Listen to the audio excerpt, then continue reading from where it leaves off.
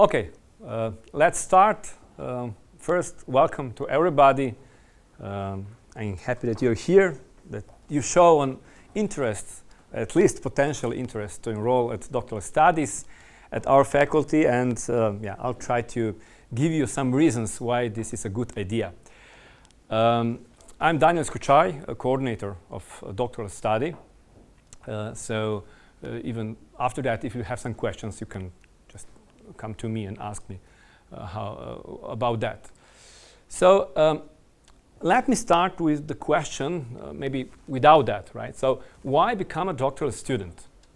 So at all, without considering where. So I would say, you know, being a doctoral student, pursuing a doctoral dissertation is really, if you are curious, if you're a researcher by nature, if you feel some need to do research, to invent something new, to go beyond what is already known, this is an optimal job for you, right? It's an optimal study, an optimal, period of life, I would say. So if your goal is not to do something based on, something what is already developed, your main goal is to develop something, to contribute something to science. This is really something that you should consider. So I think this is the first question that anybody has to answer himself. Do I want to do doctoral studies? Do I want to do research? So that's the main question. And if the question is yes, then you have to decide where to go, right? And of course, our faculty is only one of the possibilities, but I think it's a very good option to consider. But also, when you have a doctoral dissertation, doing like doctorate is not an easy job, right? I have to make this just statement already at the beginning. So it's quite hard. You need to invest a lot of work.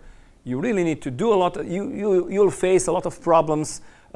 When you do research, many times, you fail, then you have to stand up and to do something else. So it's really a kind of a very challenging job, but also the reward at the end is, greater challenge, greater reward. And in science, in research, when you discover something new, when you overcome all the obstacles, you feel really, really happy, right? So, but also you learn a lot, and you learn a lot of skills that you could not learn otherwise. So you know how to tackle some problems, how to try to develop some new products, new solutions to some problems. You gain a lot of skills. I don't know how to evaluate, how to make sure that everything is done as it should be.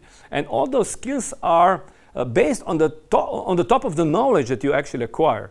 When you do a PhD on some particular topic, there shouldn't be any person in the world that knows more about that particular specific topic than you, right? So it's really, you're the top expert in the world on that topic. But also, if you look a little bit broader, if you look even beyond pure research knowledge that you accumulate through the doctoral studies, if you look at the soft skills that you acquire, so these are all very beneficial skills also for companies and for academic world, right? So from both perspectives, I think that it's an honor to get that, this is the highest academic title that you get.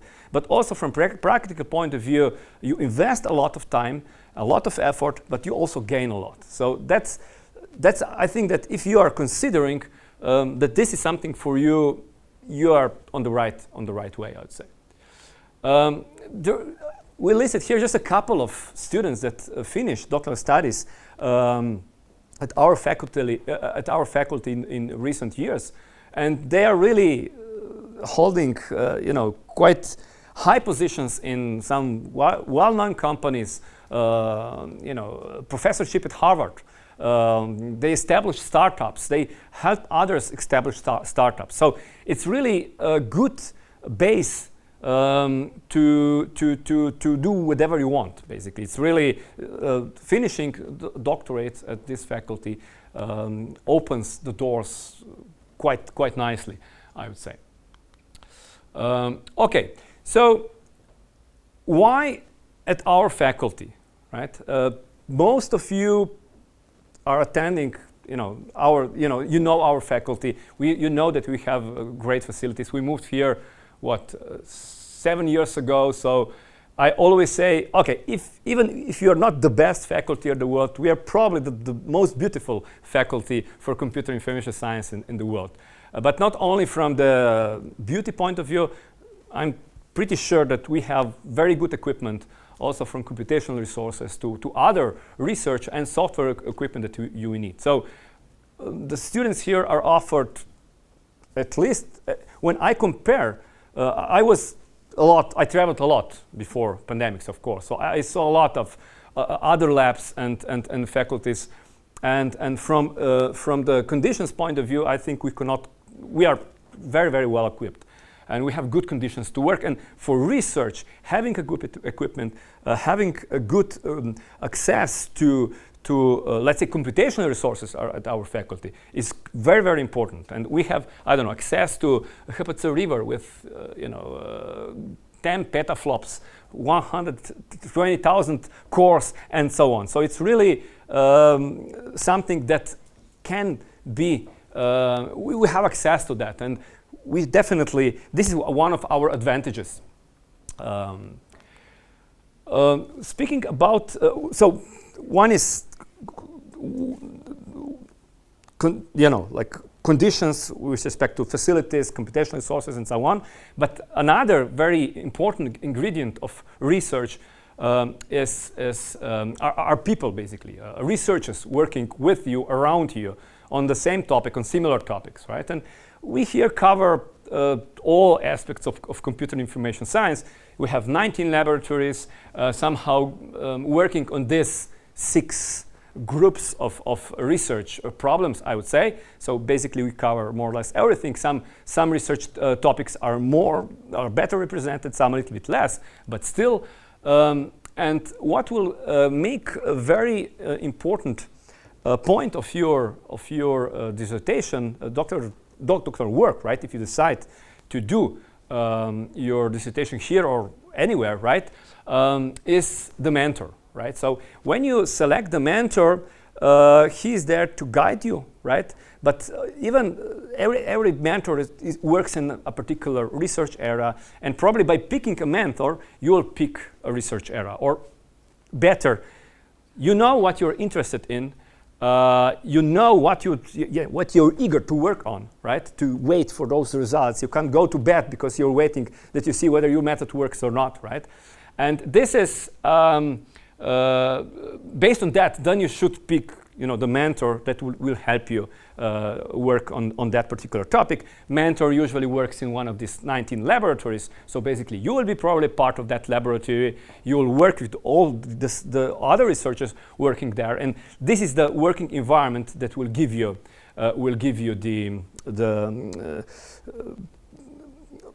will help you basically to go to pursue your doctoral dissertation, right? So I already now, if you're considering to enroll to doctoral studies, think about the mentors and about the topic you will be working on. Okay, so here we listed, I think, last 20 doctoral theses, something like that. Of course, I will not read all the titles. You can see them there, but you can see the different research areas they are coming from, right? So probably we have most, the best is represented the machine learning, artificial intelligence, and this kind of research. But we also have other areas covered, and maybe on this link here, you can find all the dissertation. Of course, all of them are publicly available. You can check them, look at them also from the content point of view, right? So what kind of research was done, but also from the format point of view, how these students actually approach research and how like a dissertation at our faculty looks like, right? To get a feeling. As I said before, we cover all different aspects of computer science. I don't have time now to go through all of them. I'll just highlight a couple of maybe most prominent research areas that we are working on at our faculty. One is definitely Orange. Orange data mining tool, which is one of the best, definitely, and most widespread data mining and machine learning visualization tools. You can see those numbers, I don't know, 28,000 monthly downloads. This is really quite a significant number. Actually, is being developed here at our faculty. It was started here at our faculty as more or less as a pedagogical tool, but it outgrew that, and now it is used as a serious research tool all around the world. And also now it's not developed only here, but also other contributors come from all around the world, basically, to grow this tool even better. So this is definitely one of the flagships of our faculty.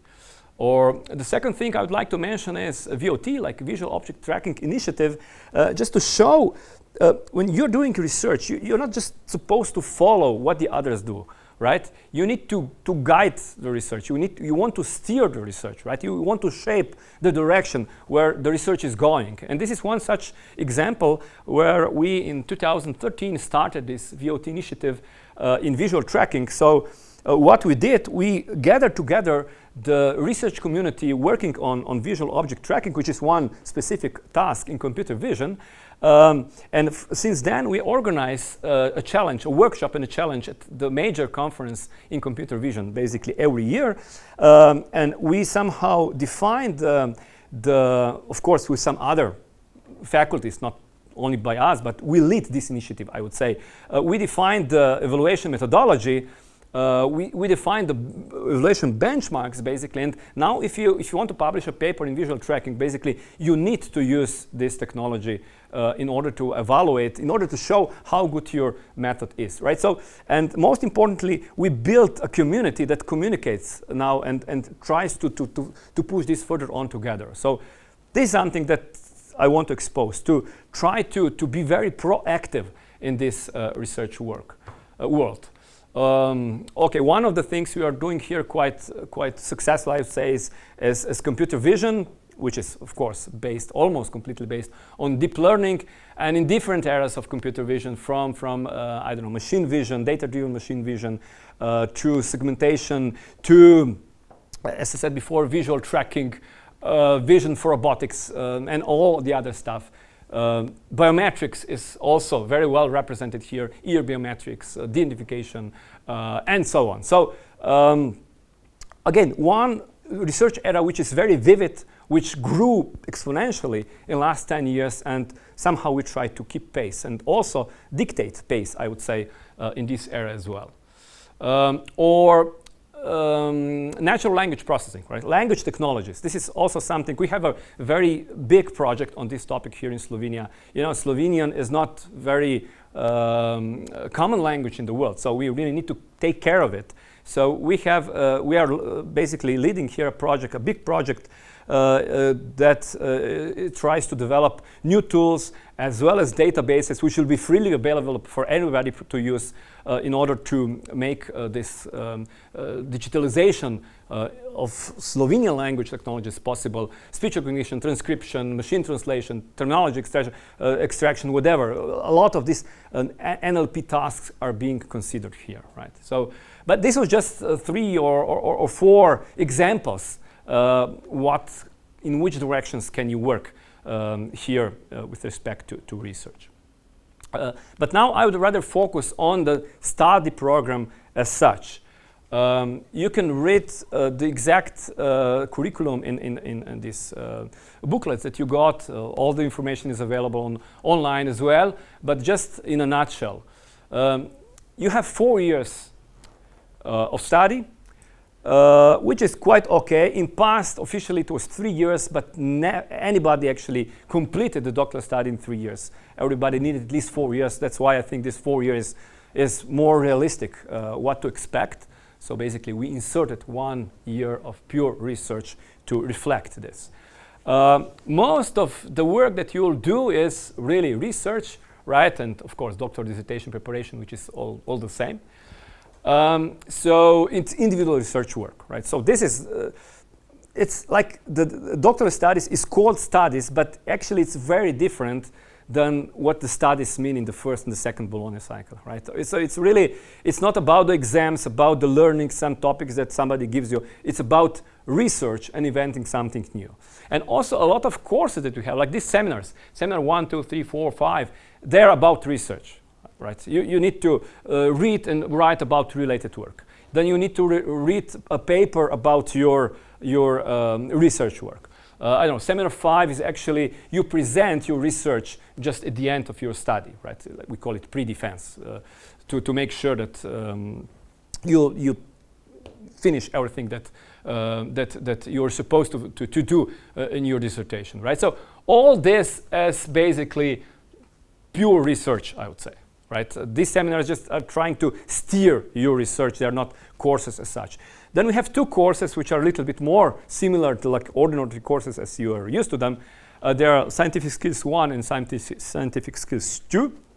Scientific Skills 1, you have lectures about some soft skills that any researcher, serious researcher, needs to be aware of, like how to write a paper, how to write a project proposal, for instance, right? So that's very important that you know how to write a project proposal to get funding.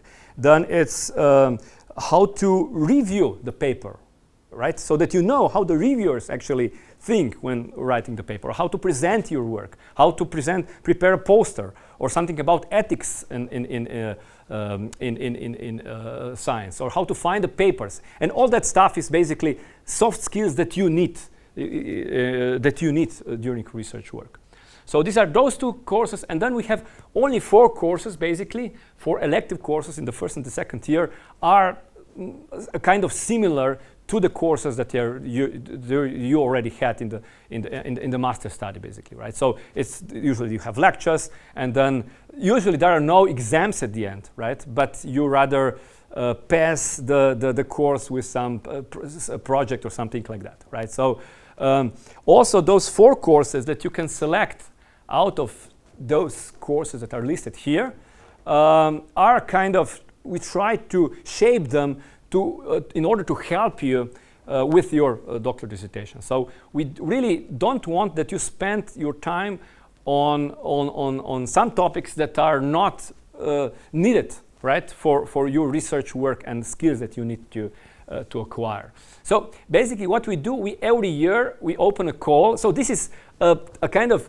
tentative list, right? It may change, right? Because every year we open a call, and then the professors and from our faculty and also from other, I don't know, from ES and other faculties can apply to give those lectures to those courses, basically.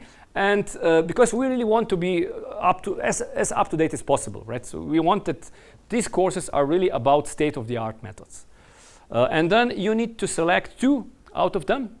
And the other 2 you can select also from out of them, but you can also select 2 courses from some other faculty, some other university as an elective course. And that's all about the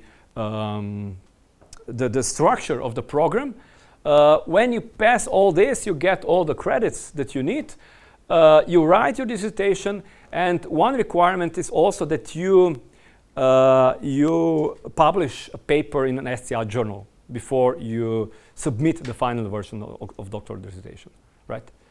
And maybe I should mention that here in the middle of the second year, you also apply for doctoral dissertation topic, basically, right? So you submit a draft of your research on the dissertation, which needs to be applied. So there is a committee which is appointed that somehow evaluates it and finds out whether it is appropriate, it's good enough, it's challenging enough that it can lead you to doctoral dissertation, right?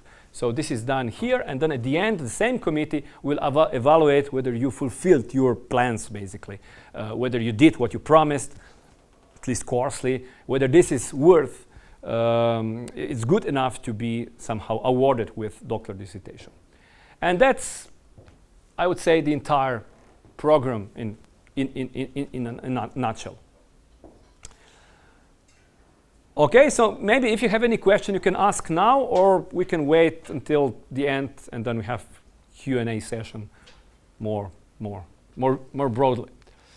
Okay, so when talking about research, it's about, research is, I feel that every day more and more. It's a kind of competition, right? So it's competition with anybody else that works on the similar topics as you do. And it's, it does not suffice that you're the best in your lab, right? Probably you're the best in your family, but this doesn't help you a lot. Even if you are the best in the lab, okay. Even if you're the best in Slovenia, that's quite okay, but still, it's not what you want to, right?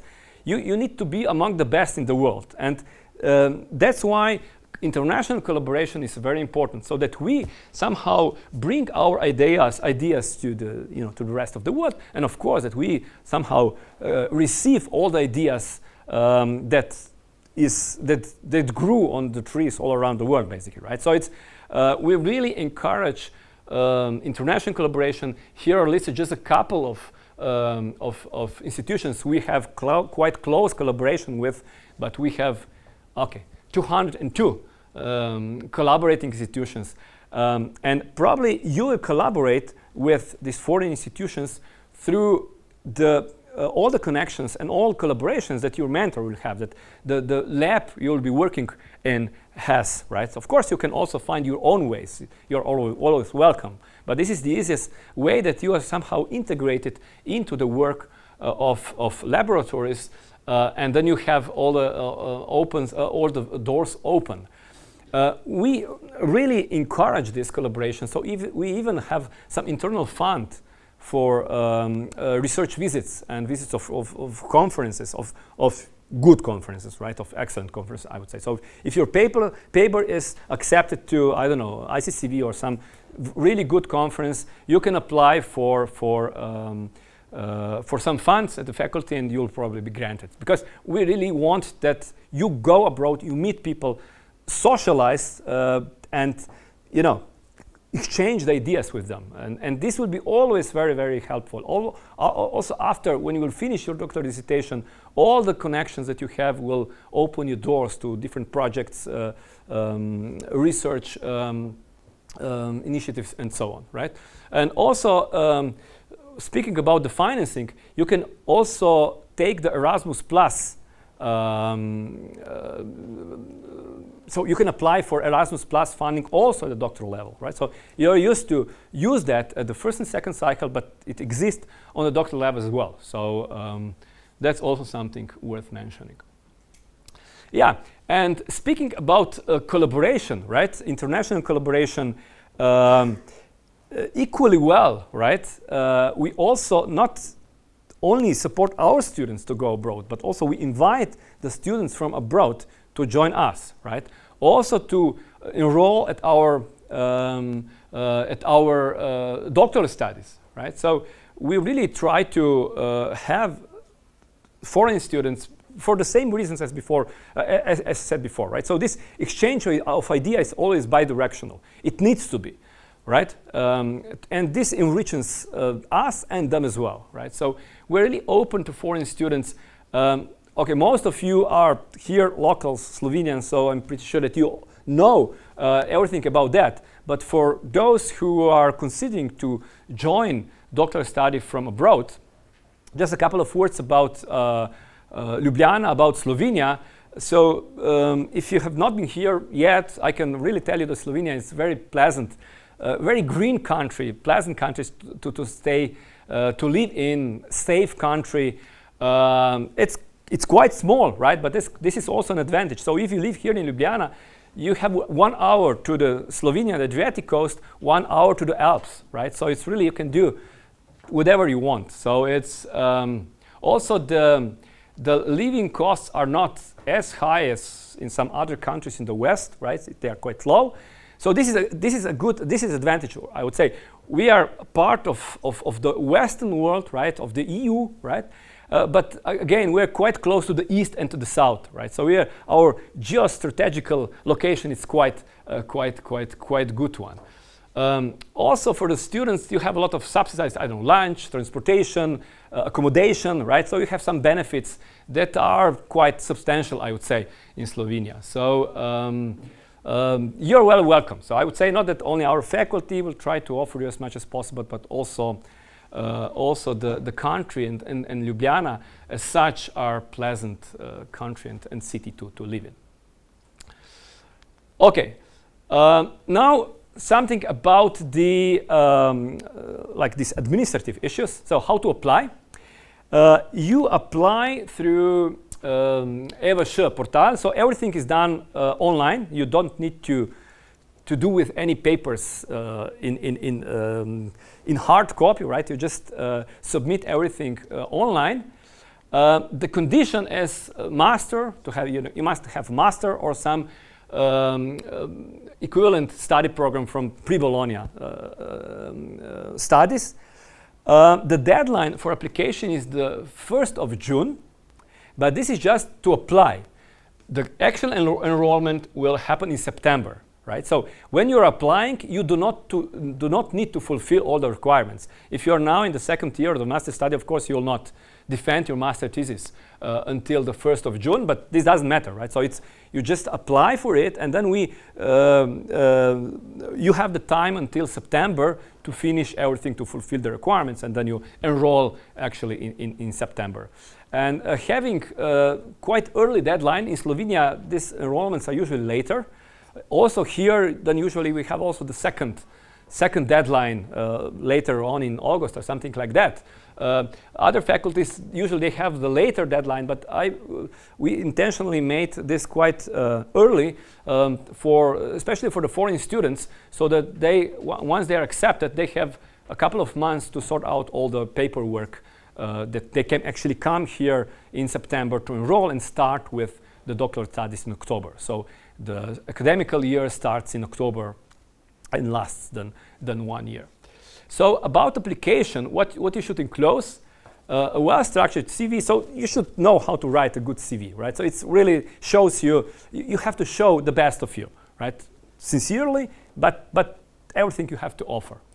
Then you need to enclose a certified copy of bachelor or master degrees. If you finish here, you don't need to because we have it, but otherwise you should enclose it. You should write a motivation letter, right? Why is this important? First of all, it will be very important, useful for you, so that you sit down and you think, why do I would like to enroll at doctoral studies? Why do I like to enroll at doctoral studies at free, right? So it's, and then we'll also see what your motivation is, right? So what is your driving force to do that, right? Similarly, you should enclose 2 recommendation letters of your professor, bosses, whoever actually can write something about you, can write why do they think you are an appropriate candidate for doctoral student at our faculty. You also have, this is also quite important, before you enroll, right? You should find the mentor, and also conceptual design of research work, right? This is what we wrote down. It's actually a broad research topic problem you would like to work on. You can refine that, as I said before. So you will submit an application for research topic in the middle of the second year. So you will have 1.5 years to really rethink everything, to find that niche you will really want to attack and so on. But we really want that you start thinking even before enrollment what we would like to do and with whom. Okay, so when you apply, you need also to state which mentor will be supervising you, and you need his or her consent to do that, right? So start thinking who to contact. This is not carved in the stone, right? So after that, you will be able to change that, right? So it's not really something that will tie you until the end of the dissertation, but start thinking about that already now. Okay, about tuition fees, they are as stated here, 4,200 for the first and second year and 3,000 for the third and fourth year. Basically, theoretically, students should pay that, but our government actually subsidizes this approximately 80% of this every year. So every year this number is a little bit different, right? So, but approximately 80%. So which means that only 20% actually stays on the student. But also, if you're employed at our faculty or some of the labs or some project or as a teaching assistant, then also half of this rest actually the faculty covers, and usually the other half is also covered by, it might be covered by the lab you're working in. So not a lot actually of this tuition fee at the end is actually to be paid by student himself. So that was, in a nutshell, again, in short, everything about the administrative issues. Zdenka, did I miss something? Okay, so Ms. Zdenka Velikonja is administrative contact for this kind of questions. So if you have any question, just ask her, and she will be happy to answer.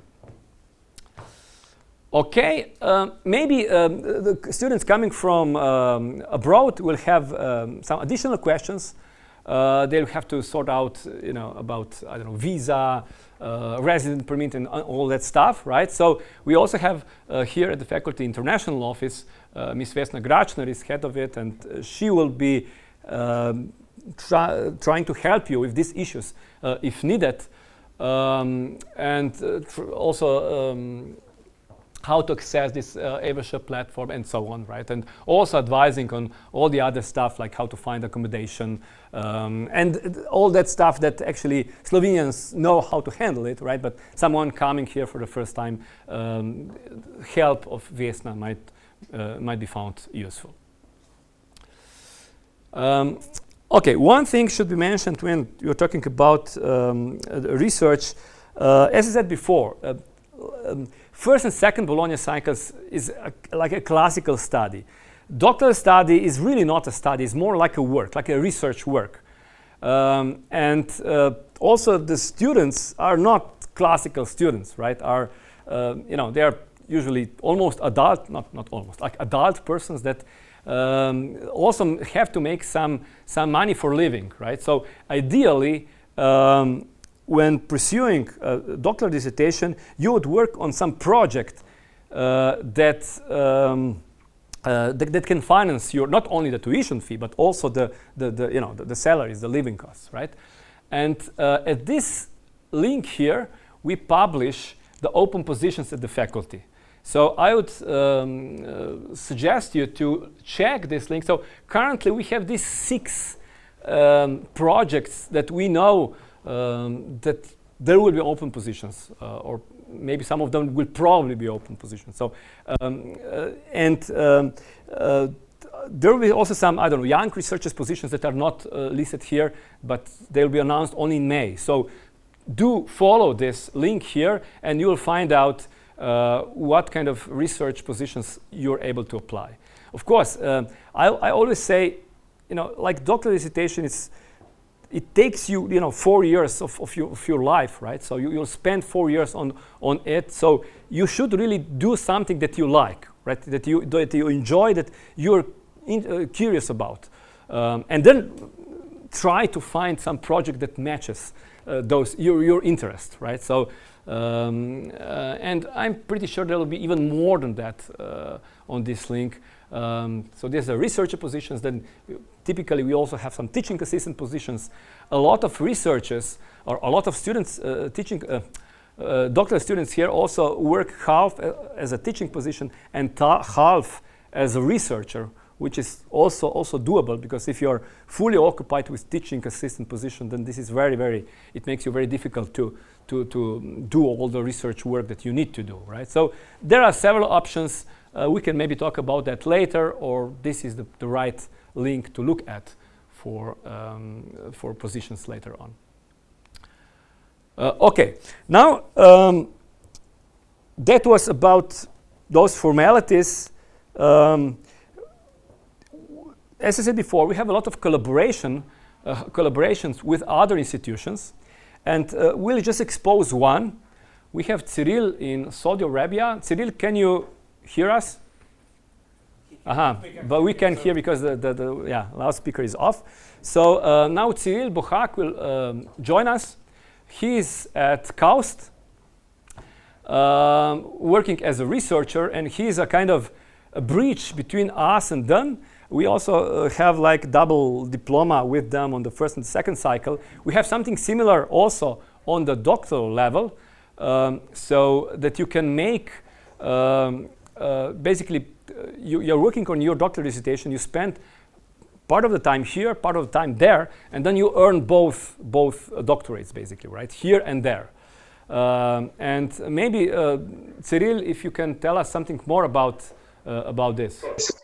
So welcome everybody. Best greetings from Saudi Arabia. So I am here a research scientist now. I've been here for 1.5 years approximately so far. I'll be staying here for additional 1.5 years. I'm here on the research exchange. So I finished my PhD at the University of Ljubljana, and now I'm part of Visual Computing Center here at King Abdullah University of Science and Technology, which is very close to one of the biggest cities in Saudi Arabia called Jeddah. We are at the coast of Red Sea, so we actually are at the coast. And I am a member of a nano-visualization group, where we are actually doing visualization on a nanoscale, mostly related to biological and microbiological domain. So what we are mostly tackling is taking microscopy data and segmenting it and visualizing it, and also creating atomistic models from scratch, so from ground up, making atomistic models of different viruses, bacteria, and also to larger scale. So our goal is to actually bridge to have an atomistic model of a full cell at some point in the future. Currently, this is not feasible, but these are like short-term, mid-term goals, so to say. So one of the possibilities that Danijel also mentioned is to apply to enroll into doctoral studies, which is a double degree study, where you actually enroll for the PhD position at University of Ljubljana, and concurrently you also apply for PhD position here at KAUST. Now the same applies, so the PhD takes 4 years. And part of this time, in our case, 2.5 years, you need to spend at least here at KAUST, and the rest can be spent in Slovenia. Now, the part of the studies that are actually taken out here at KAUST are completely covered by our university here. So all the accommodation, all the tuition, and additionally, you also get a stipend, which is not really low, which is quite nice.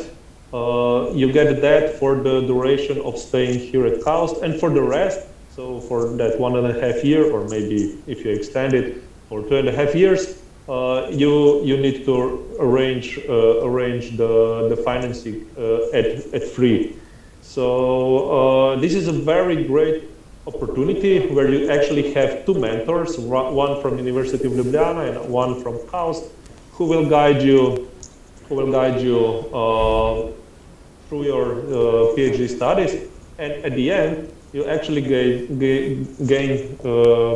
obtain 2 PhD degrees. Now, why this is good? Well, KAUST is very new university, so it's been in existence for approximately 11.5 years only, but it managed to become one of the leading universities worldwide in certain fields. And one of the fields is also related to computer science, so it's either visualization or computer graphics or even computer vision. These fields are very strong here at KAUST, especially in Visual Computing Center. So just to give you a picture, in my research field, so in visualization and computer graphics, the KAUST is actually ranked number 7 in the world, and it's actually on the same level as Stanford or Tsinghua or Zurich University, ETH. It's on the same level because we actually produce similar publications. We actually attend similar venues and go to the same conferences. And another thing that you might be benefiting is that KAUST has a lot of resources. While Danijel said that the resources are not scarce at free, not at all, that there are quite a lot of resources available at free. Well, this actually comes almost at another level here at KAUST. So you can get machines that are really, really powerful. We have our own supercomputer, so to say, at premises. We have a really strong computing cluster, and all of this is available to all the students here. And I must say that KAUST only has master and PhD students, so it doesn't have the first Bologna students, first level, but only masters and PhDs. And another really great opportunity is that it is a very international environment. So more than 70% of people here at KAUST are actually from worldwide.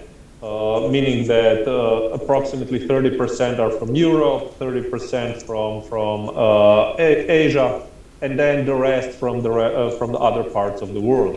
And 1/3 approximately is the Saudi people, and this actually makes collaborations really great. So yeah, if you would like to have any more information, you can contact me at any point in time, and we can discuss it more. Currently, we have 2 reserved slots for that, so we can take up to 2 PhD students, and mostly the PhD topic must be related to visualization and computer graphics, because this is where we are from here. But it can be also additionally discussed later on if there are any other topics which are also strong here at KAUST and at free, and someone might be willing to choose that path. So if you have any questions, I'm always available for the questions, either now or at the end. So that would be from my side. Okay, thank you, Cyril. So maybe we can wait. So you'll be with us also after the final. Yes. I will be also here. Yeah. So I suggest that we go on like the final part of this event, as are the testimonials of the doctoral students, right? And after that, Q&A session will follow. So usually at the end we always give a word to students, doctoral students, to give you some their impressions about our doctoral studies. So I would invite first Alexander Lukic, if you can join me here. Just a couple of questions. So about how do you feel about our doctoral study? You're the third-year student, right? Right. So what do you think about curriculum, the courses we have? Yeah. Sure. Thank you. Right. First of all, thank you very much for inviting me here, because it's really a great pleasure to talk to all of you, and hopefully try to provide you some useful information, to you and to any who may be watching this online. So, yes, I mean, it was quite turbulent experience in some way, I think, because there have been 2.5 years since I've been into this doctoral study, and it has gone like in a blink of an eye, because it was on one hand, it was so much work to do, and on the other hand, it was all of this pandemic which made these studies, quite a little bit different than what you expected, because there were quite a lot of things that you did from home. So yes, it was, a little bit of this and that. Yeah. Yeah. So actually, you are really like the most unfortunate generation, I would say. So that the past 2 years were kind of different as usual. So actually, here at our faculty, we're used to.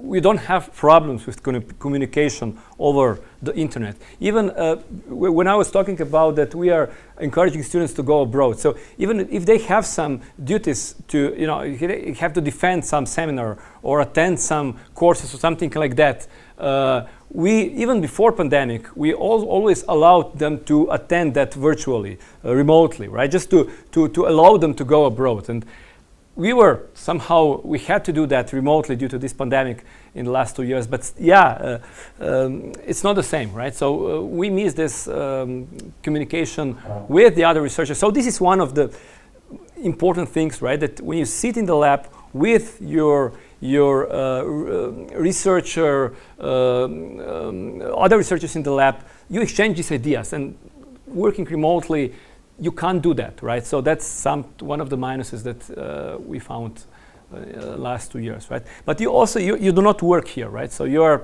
not employed in academia, right? Yeah. So how can you balance this, both parts of your as I'm working in the industry? So my first thought when I enrolled this was, well, private life. It was nice to meet you, see you again in 4 years or something like that. But it wasn't that hard actually, because if you've got this love towards research, and if you've got this motivation towards attaining some more knowledge, being more knowledgeable at your field, then it's all so much easier. I mean, of course, there are periods which are a little bit more stressful. For example, submitting your PhD thesis proposal is perhaps one of those events, but in general, it can be done. If you are really into it, I think it can be done. Yeah. Okay. So maybe one more question. So how do you compare the study? We have like a bachelor study, master study, and doctoral study. All of them are studies. But how can you compare those two types of studies? Well, I think that it's much greater difference between a doctoral study and, let's say, the undergraduate study than the undergraduate study compared to, high school, for example. It's really it's individual work, very much oriented towards research, and the program is really focused, towards giving you this craft of writing papers, and giving you this direction towards reading a lot of papers, reading, getting all that knowledge and so on. Yeah. So. Yeah, so it's quite different, right? So quite different, yes. Okay, maybe just what's your research topic, so that we get to know you a little bit better. Right. So my research topic is about side channel attacks on cryptographic algorithms, and countermeasures, which are various techniques that you apply to the implementations of that algorithms, such that they become resistant to these side channel analysis. Now, typically, this means that you've got some chip where you measure power consumption, and then from these power consumption measurements, you can infer the encryption key that was involved in the encryption. And now, the trick is that you apply some clever techniques on implementations of these algorithms, such that they are resistant to this. But the trick is also to make these implementations as compact as possible in silicon. Okay. Thank you. So I really like whenever you ask somebody that really loves working on that topic, he can't stop talking. I'm pretty sure that he could teach us, he could lecture us another hour about that topic. So, but yeah, thank you very much. So maybe the second student is Mate Dobrevsky. He is now approaching to the end, right, of the doctoral studies. He's just about to wrap it up and defend it. But maybe you tell us what your research topic is, so that we see these different topics we're working on. Okay, so my research topic is in basically robot navigation or reinforcement learning. So instead of, when we have robots, right, it's important that they don't collide with the environment or don't collide with the humans or other beings in the environment. And usually in robotics we need to carefully design different parts of these algorithms and have to tune them, and then for different robots we have to do this all over again or differently. And what we are trying to do is to basically have the robot teach itself in a simulation, right, through trial and error, driving around and colliding, and then training basically a neural network to deal with this problem instead of we designing the solution. Yeah. Okay. In short. Okay. Thank you. Yeah. So how do you feel about approaching to the end?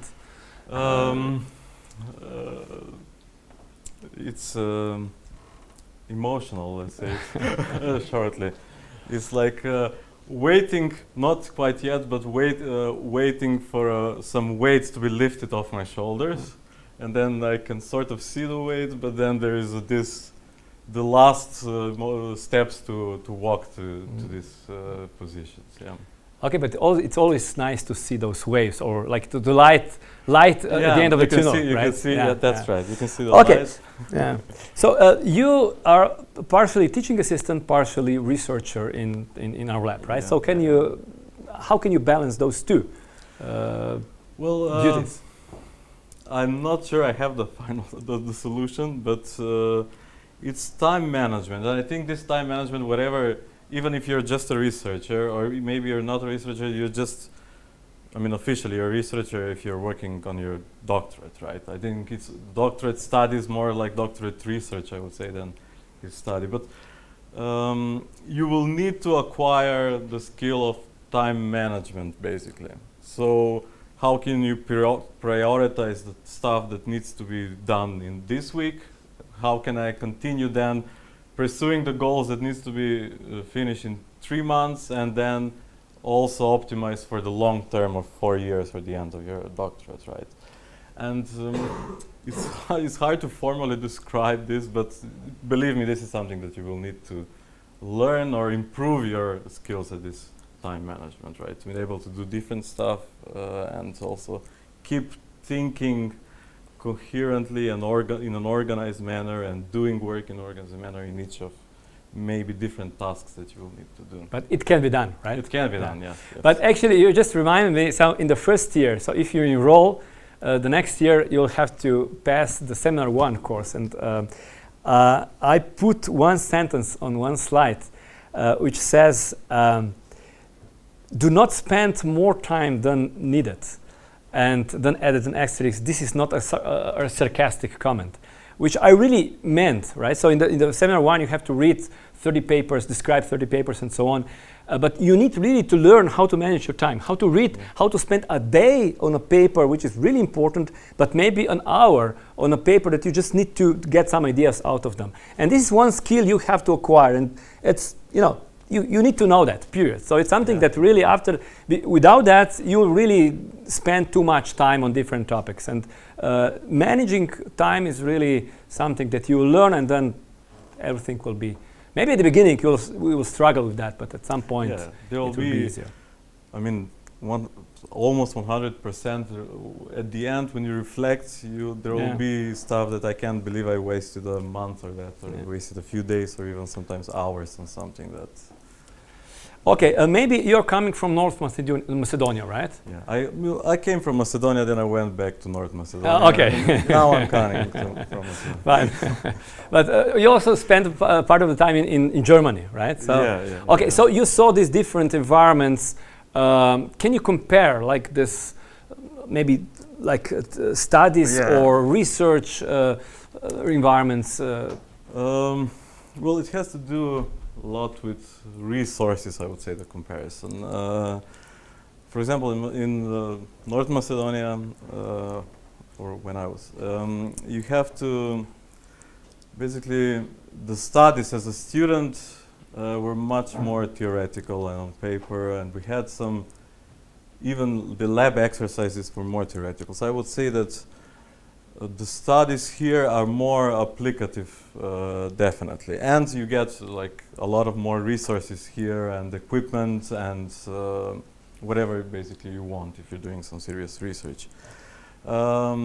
Also from the other perspective, if you're an educator or demonstrator or assistant or a professor there, basically you don't have a lot of chances. You have at least double the courses that you need to have, for example, here as a lecturer, as assistant or a professor, right?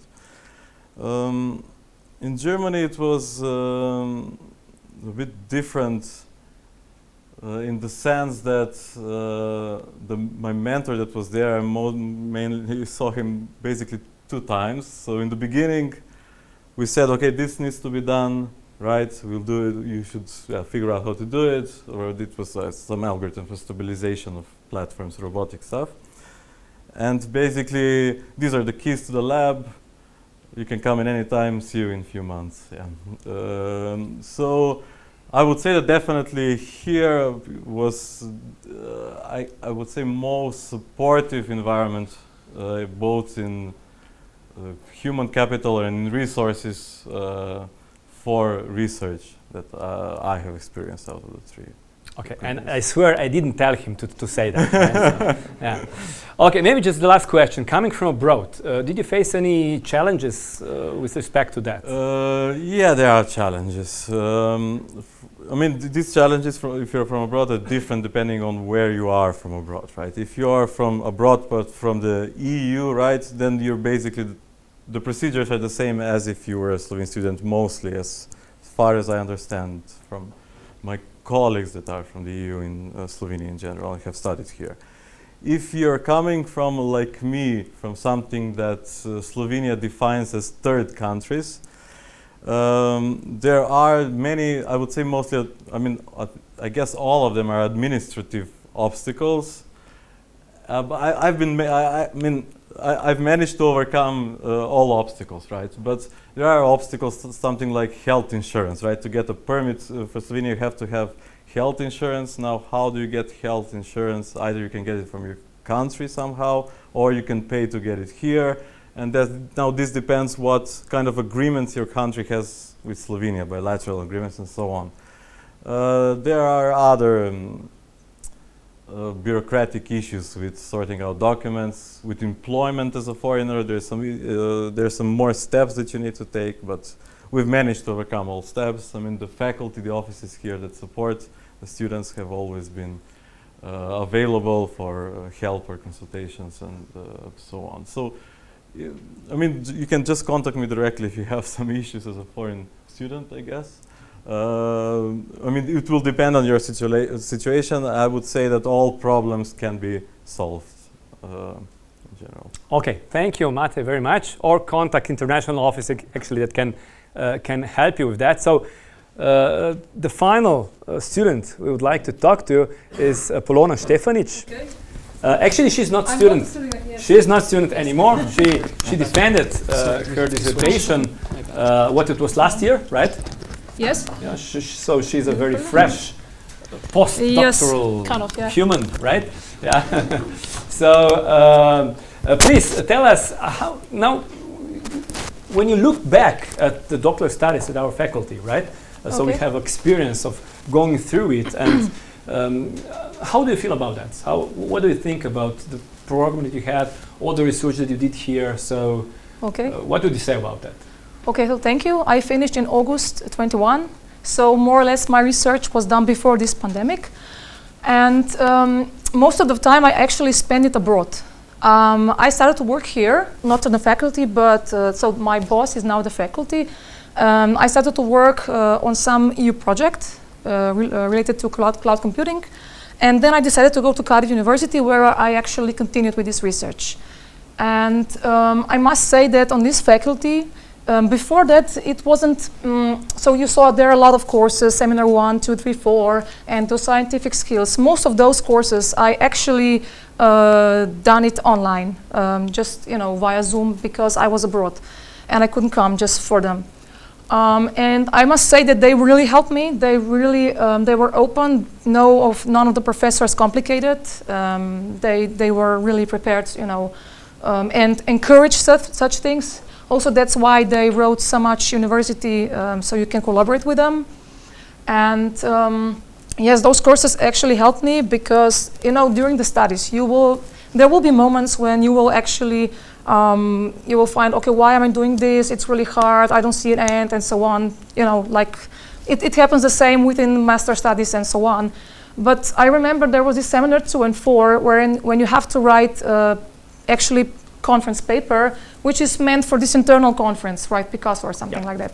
And I said, okay, so why not writing, you know, a real paper? I mean, real conference paper for the real conference. So I did it, and I write this. That was actually my first conference paper, and I wrote it, and it was actually accepted to some prestige conference in San Francisco, and I went there.